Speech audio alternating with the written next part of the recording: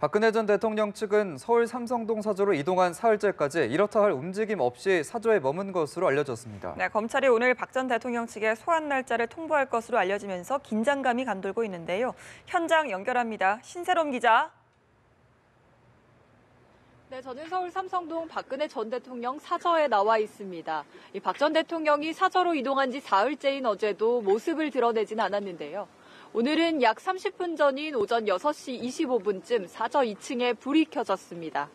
하지만 굳게 닫힌 창문으로 박 전 대통령이나 경호 인력의 움직임을 확인하기도 어려워 그야말로 적막감만 흐르고 있습니다. 검찰이 오늘 박 전 대통령 측의 소환 일정을 통보할 것으로 발표해 이곳 사저 앞은 어제보다 더 긴장감이 감돌고 있습니다. 어제에 이어 오늘도 사저를 찾는 방문객에 관심이 집중될 것으로 보입니다. 어제 오전 7시 반쯤 미용사로 추측되는 여성 2명이 자택으로 진입한 것이 확인됐습니다. 이어 박 대통령의 법률 대리인이었던 김평우 변호사가 사저를 들렀다 발길을 돌리기도 했습니다. 박 대통령이 전담 미용사를 사저로 부르면서 외출하는 것 아니냐는 추측도 나왔지만 가능성은 낮아 보입니다. 하지만 종이로 창문을 가린 차량에 사저 내부에서 탑승해 이동한다면 취재진들이 이동 여부를 확인하긴 어려운 상황입니다. 그럼에도 박 전 대통령이 외부 활동을 삼가고 사저에 머물며 검찰 수사에 대비할 것이라는 관측이 우세합니다.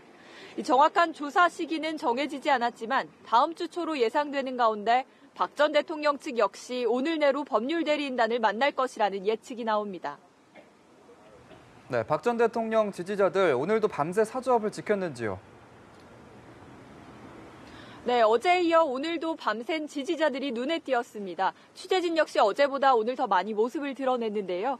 박 전 대통령 지지자들은 사흘째 밤을 새며 이곳 사저를 지켰고 취재진이나 사저를 향해 고성을 지르며 이따금씩 돌발 행동을 보였습니다. 사저 주변의 경찰은 집회와 지지자들의 움직임을 예의주시하며 만일의 사태에 대비하고 있습니다. 인근 주민들의 불편도 계속되고 있습니다. 고성과 욕설이 집회 내 이어지면서 이곳을 지나는 주민들도 이따금씩 항의 의사를 전하고 있는데요.